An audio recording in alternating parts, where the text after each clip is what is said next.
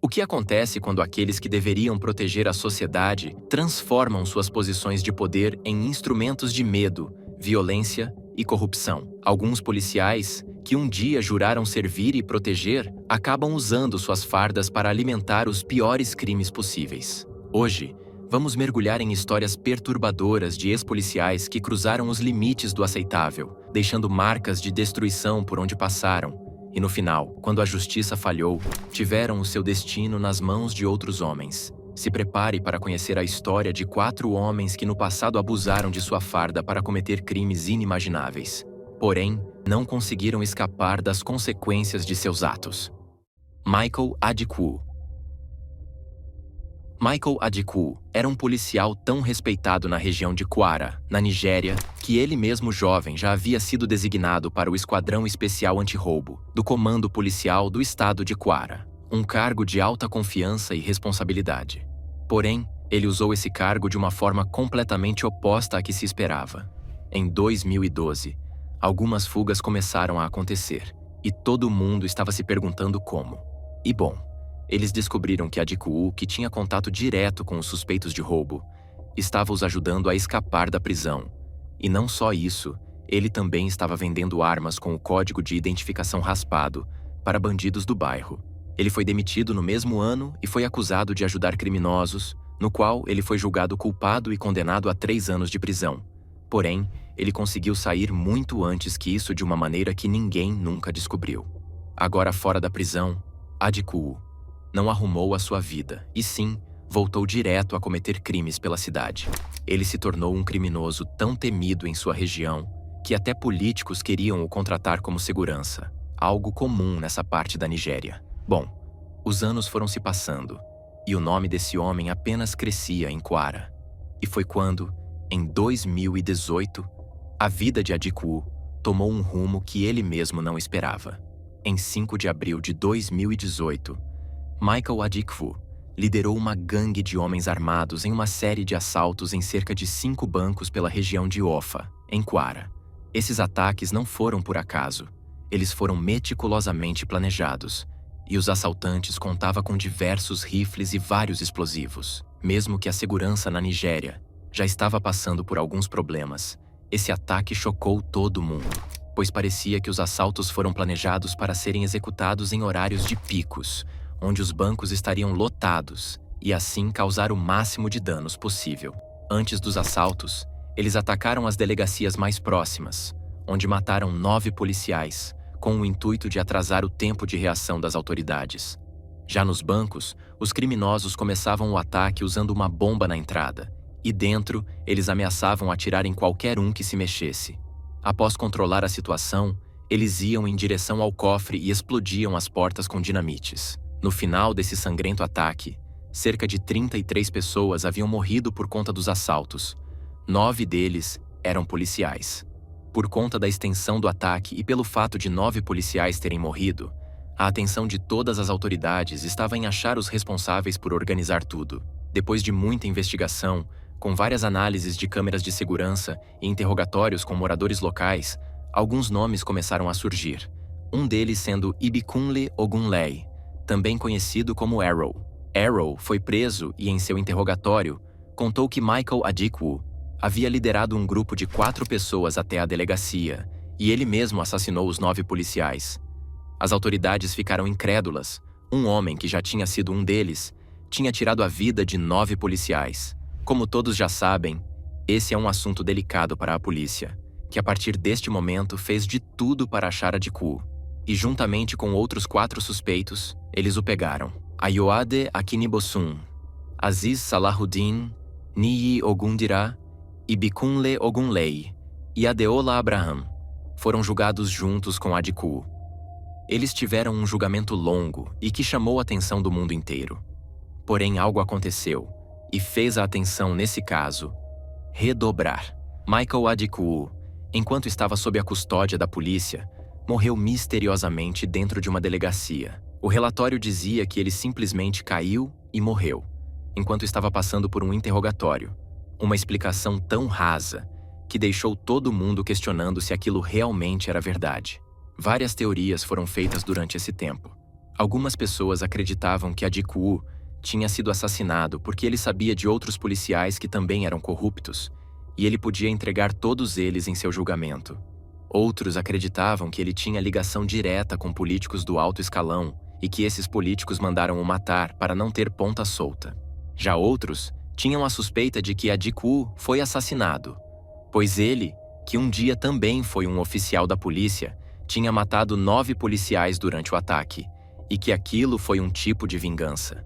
Ibikunle Ogunleye testemunhou no tribunal que Adikwu tinha sido assassinado a sangue frio com uma arma, por um oficial que tinha um apelido de Mr. Torture. Bom, esse caso nunca foi investigado, e a verdade de como Adikwu foi morto será um mistério para sempre. Já os outros 5 suspeitos tiveram seu julgamento continuado, e após 8 anos, em 26 de setembro de 2024, os 5 criminosos foram considerados culpados em todas as acusações e foram sentenciados à morte, por enforcamento. Algo que a polícia local fez, com o intuito de mostrar para todos que era isso que aconteceria com quem cometesse algum crime parecido. Theodore Dyer.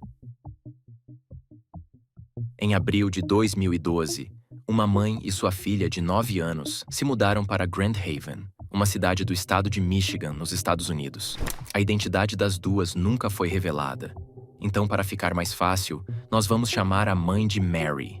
Mary era mãe solteira e fazia de tudo para proteger e prover uma vida boa para sua filha. Porém, isso também significava que ela passava pouco tempo em casa, pois trabalhava incontáveis horas. Ao se mudar para um apartamento em Grand Haven, ela se tornou vizinha de Theodore Dyer, um homem que em 2012 tinha 65 anos de idade, era um ex-policial e morava com a sua namorada. O casal de idoso nunca tiveram filhos e parecia ser gentil e amoroso. Dyer começou a se aproximar cada vez mais da filha de Mary, na qual ela pensou que, como o casal de idosos nunca tiveram um filho, aquilo não se passava de uma tentativa inocente de cuidar de uma neta. Infelizmente, as intenções desse homem não eram boas. Em junho de 2013, Mary estava voltando do trabalho por volta das 20 horas da noite, quando ela entrou em casa e viu que a sua filha de 9 anos de idade não estava em casa. Como era de costume, ela sabia que sua filha estava na casa de Dyer e foi buscá-la. Porém, alguma coisa lhe disse para não bater na porta e simplesmente entrar. E foi o que ela fez. Mary viu que a porta estava destrancada e entrou bem devagar. Ela ouviu alguns barulhos vindo do quarto do ex-policial e foi direto para lá. A porta do quarto estava entreaberta e o que Mary viu, nenhuma mãe jamais desejaria ver. Dyer estava abusando sexualmente de sua filha de apenas 9 anos de idade. A mãe desesperada abriu a porta com tudo, empurrou Dyer, pegou sua filha e saiu correndo para sua casa, na qual ela entrou, trancou a porta e ligou para a polícia, que em minutos já estava no local. Theodore Dyer foi preso no mesmo dia e levado até a delegacia para ser questionado. Foi constatado que aquela não era a primeira vez que Dyer havia abusado da menina. Logo, o criminoso foi acusado com abuso infantil e condenado a 25 anos de prisão, podendo chegar a 50 anos. Em 2014, Theodore Dyer, que agora estava com 67 anos, foi mandado para a prisão Saginaw Correctional Facility, e foi lá que ele teve o seu encontro com o destino.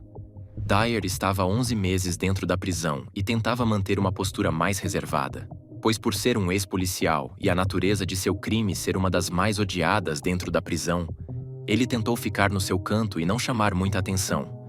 Porém, em um belo dia, Dyer cometeu um erro. Seu companheiro de cela era um homem chamado Steven Sandison, que na época tinha 51 anos de idade e estava cumprindo uma sentença de prisão perpétua, após ser condenado por um assassinato que ele havia cometido em 23 de outubro de 1991.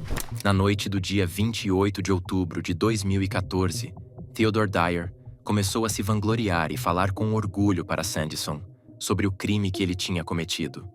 Algo que deixou Sandison revoltado. Tão revoltado que logo na manhã do dia seguinte, os dois entraram em uma briga. Sandison deu um golpe no rosto de Dyer, o suficiente para fazer o homem cair no chão. Após o golpe, ele pegou o cadarço do tênis do pedófilo e o enforcou até que ele tivesse certeza que Dyer já não estava mais respirando. Logo após, ele pegou o corpo do homem morto e o colocou na cama. E foi quando os guardas estavam fazendo a contagem da manhã que Sanderson se entregou. Em seu julgamento, Sanderson disse que ele estava cansado de Dyer e que quando ele ficou sabendo da natureza do crime dele e que um ex-policial estava se vangloriando sobre um crime tão terrível, ele tinha que fazer algo.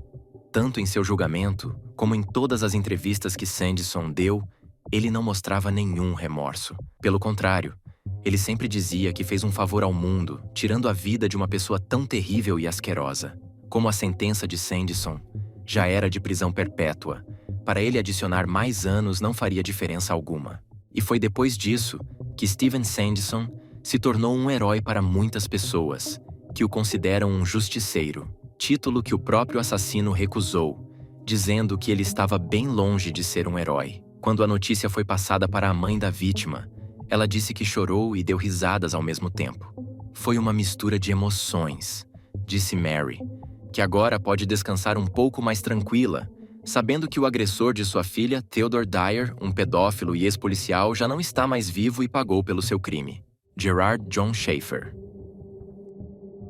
No caso deste homem, nós temos que voltar para a década dos anos 1940. Schaefer nasceu em 25 de março de 1945, no estado de Wisconsin, nos Estados Unidos. Ainda pequeno, mudou-se para Atlanta, na Geórgia, onde morou até 1960. Sua infância foi um pouco turbulenta.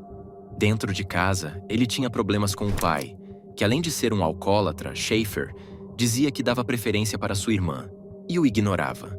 Desde jovem, ele começou a ter desejos estranhos e roubar roupas íntimas de mulheres da sua vizinhança. Ele também chegou a espionar uma vizinha chamada Leigh Heinlein Bonadies, que desapareceu em 1968, e muitos acreditam ter sido sua primeira vítima. Depois de se formar na escola St. Thomas Aquinas High School, em 1964, Gerard foi para a faculdade, e em 1969 se tornou professor. Porém, ele acabou sendo demitido da Plantation High School, logo no início da carreira, por comportamento inapropriado, de acordo com o diretor. Ele se casou em 1968, porém o divórcio veio depois de 2 anos, com sua esposa alegando crueldade como motivo. Em 1971, ele se casou com Teresa Dean e depois ingressou na carreira policial, se tornando oficial no final daquele ano, quando tinha apenas 25 anos de idade. E foi logo em 1972 que a história desse homem ficou bem mais sombria. No dia 21 de julho de 1972, enquanto trabalhava, Schaefer encontrou Nancy Ellen Trotter, de 18 anos, e Paula Sue Wells, de 17 anos. As duas garotas estavam fazendo uma caminhada quando Schaefer parou e ofereceu uma carona em sua viatura. Por ser um policial, as meninas confiaram no homem e entraram. Naquela noite, ele realmente as levou até as casas e ofereceu as levarem na praia no dia seguinte. Ele tinha ganhado a confiança das duas meninas, e elas aceitaram. No horário combinado, após elas entrarem em seu carro particular, Schaefer, em vez de levar para a praia, as levou para o meio do manguezal, onde as amarrou numa árvore. Porém, por sorte, Schaefer teve que ir embora para atender a uma chamada da rádio da polícia, e foi aí que as duas jovens conseguiram escapar. Uma das vítimas chegou a atravessar um rio a nado, ainda algemada, até chegar à estrada onde foi encontrada pelo xerife Crowder. Após algumas horas, Schaefer retornou ao local onde havia deixado as garotas e viu que elas haviam escapado. Ele entrou em desespero e, em uma tentativa de disfarçar o que tinha feito, ligou para a delegacia e disse que havia feito algo tolo, explicando que havia simulado um sequestro de duas jovens para ensiná-las que não era seguro aceitar carona. Algo que ninguém acreditou. E foi quando Crowder, que tinha encontrado uma das vítimas, retirou o distintivo de vice-xerife de Schaefer, além de acusá-lo de simulação de prisão e sequestro. Por ser um crime teoricamente leve, ele simplesmente pagou a fiança e foi liberado da prisão. Porém, 2 meses depois de sair, ele cometeu um crime que só pode ser descrito como hediondo. Em 27 de setembro de 1972, ele sequestrou, estuprou, torturou e assassinou Susan Place, de 17 anos de idade, e Georgia Jessup, de 16 anos. Depois, as enterrou em uma cova rasa em um parque, em Hutchinson Island. A mãe de uma das vítimas sabia que a sua filha tinha saído com um homem mais velho e que supostamente ele as levariam para uma praia. Um detalhe muito importante, levando em consideração que foi a mesma desculpa que o ex-policial tinha usado para atrair as suas vítimas. A polícia foi direto para Schaefer, e o que eles encontraram na casa onde ele morava deixou até os detetives que já estavam acostumados com esses casos aterrorizados. No porão da casa, foram encontrados diários com todos os crimes descritos de uma maneira meticulosa e detalhada. Vários itens que pertenciam às suas vítimas, como brincos, colares, pulseiras e até mesmo roupas íntimas. Tudo isso guardado como se fosse algum tipo de troféu para o assassino. Com essas evidências, Schaefer foi ligado a mais de 8 assassinatos, mas muitos acreditam que esse número é muito maior, podendo chegar a mais de 30 vítimas, porém, nunca conseguiram dar certeza. Em outubro de 1973, Schaefer foi condenado pelo assassinato das 2 meninas Susan Place e Georgia Jessup e sentenciado a 2 prisões perpétuas. Um homem que, ao invés de usar seu distintivo para proteger a população, tinha usado a sua posição de poder e confiança para cometer crimes terríveis. Ele atraía as vítimas e depois as levava para áreas afastadas, geralmente manguezais, onde as amarrava, estuprava, mutilava e matava. Geralmente com tiros ou enforcamento, e grande parte dos seus crimes, todos foram orquestrados para ser uma dupla de mulheres jovens. Algo que ele chegou a citar de uma forma horrível, dizendo: fazer duplas é muito mais difícil do que fazer simples, mas por outro lado, também coloca a pessoa em posição de se divertir 2 vezes mais. Dentro da prisão, ele continuou mostrando como a sua mente era completamente doentia. Quando mesmo preso, continuou escrevendo histórias de assassinatos, onde ele detalhava tudo, desde como atrair a vítima até os detalhes sádicos de como mataria e abusaria delas. Textos esses que tinham o mesmo modus operandi de todos os seus crimes, expressão utilizada para descrever o modo de agir de um serial killer, algo que deixou todos em dúvida se aquelas histórias que ele estava escrevendo não eram na realidade crimes que ele havia cometido na vida real e estava disfarçando tudo como ficção. Mesmo que o seu nome fosse motivo de medo para muitos que estavam fora da prisão, Schaefer estava bem próximo de descobrir que lá dentro ele não passava de apenas mais um detento qualquer, e que talvez seu julgamento estava mais próximo de acontecer do que ele imaginava. Schaefer era um ex-policial e sabia que dentro da prisão seria um alvo. Então, logo ele fez alianças com os guardas, onde ficava de olho nos outros detentos e contava tudo o que ele via. Mesmo que ele fosse protegido pelos guardas, agora a lista de coisas que faziam os outros prisioneiros querer matar ele apenas aumentava. Schaefer era constantemente ameaçado, tendo a sua cela atacada por fezes humanas, e recebia xingamentos enquanto estava passando pelos corredores. Porém, os guardas ainda garantiam a sua segurança. Mas foi na tarde de 3 de dezembro de 1995 que Schaefer teve o seu julgamento. Um outro detento, chamado Vincent Faustino Rivera, soltou toda a sua raiva em cima de Schaefer. A história que foi contada é que os dois tiveram uma briga sobre uma xícara de café, mas muitos acreditam que essa história não foi contada da maneira certa e que tinha outro motivo por trás desse ataque. Seja qualquer que for o motivo, Schaefer foi esfaqueado mais de 40 vezes por Rivera. Além disso, ele tinha diversas costelas quebradas, um olho perfurado e diversos outros hematomas espalhados pelo seu corpo. Um homem que um dia tinha sido um policial e usou essa posição para ter vantagem em cima das pessoas, teve a sua morte de uma maneira horrível e que muitos julgaram como uma justiça para as suas vítimas. A morte de Schaefer foi motivo de felicidade para muitas pessoas, incluindo o juiz que o condenou, que disse que o mundo seria um lugar melhor com a morte dele. Floresvaldo de Oliveira. Floresvaldo de Oliveira, também conhecido como Cabo Bruno, nasceu em 18 de novembro de 1958, em um pequeno município de São Paulo chamado Uchoa. Por muito tempo, Cabo Bruno foi um policial militar no estado de São Paulo, Mas o que chamou a atenção na história deste homem foi a sua segunda vida, que ele levava enquanto era policial. Cabo Bruno ficou conhecido como um justiceiro, alguém que faz justiça com as próprias mãos. Isso porque o ex-policial comandava um grupo de extermínio responsável por matar mais de 50 pessoas. Mas nem todos o viam assim. Ele, supostamente, era contratado por comerciantes e afins para executar marginais da região. Todos que o conheciam sabiam do ódio que ele tinha por pessoas que ele considerava ser fora da lei. Cabo Bruno dizia que começou a matar porque não acreditava na recuperação dos bandidos. Porém, muitas vítimas dele, ele tinha assassinado apenas pela forma de como a pessoa se vestia ou pela etnia dela. Ele agia geralmente em suas folgas no bairro de Pedreira, zona sul de São Paulo.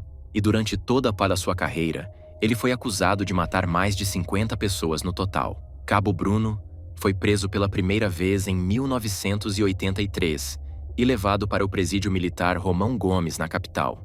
Entre 1983 e 1990, o ex-policial fugiu 3 vezes da unidade, uma delas, inclusive, depois de fazer funcionários reféns. Em maio de 1991, foi recapturado pela 4ª vez.